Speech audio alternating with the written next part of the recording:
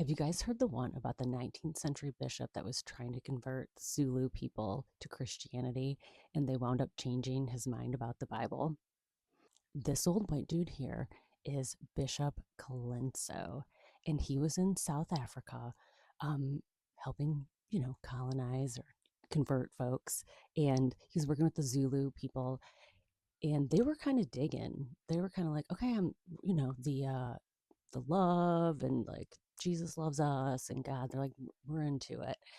But then they had so many questions about the Old Testament that he started to question it himself because they were like, this is kind of gnarly.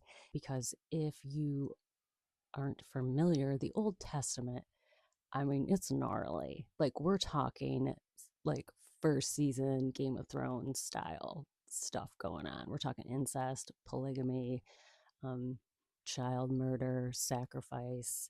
It's got it all.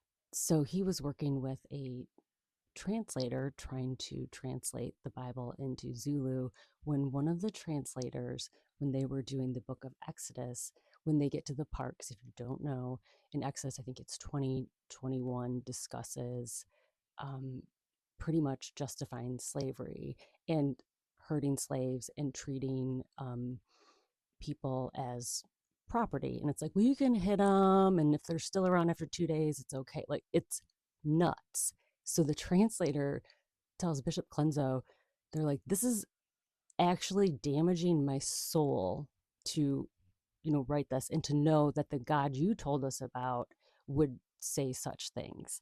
And so Bishop Colenso, it, that shook him.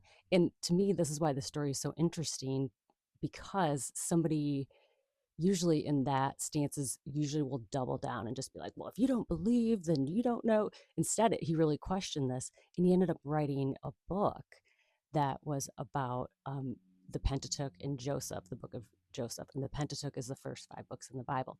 Anyway, so he writes this book, it comes out, and of course, it is an outrage. And he gets put on trial for heresy, something, like you can't do that crap. And and they're picking on him because he was tolerant of the Zulu people being polygamous, which is hilarious because there's a ton of polygamy in the Old Testament.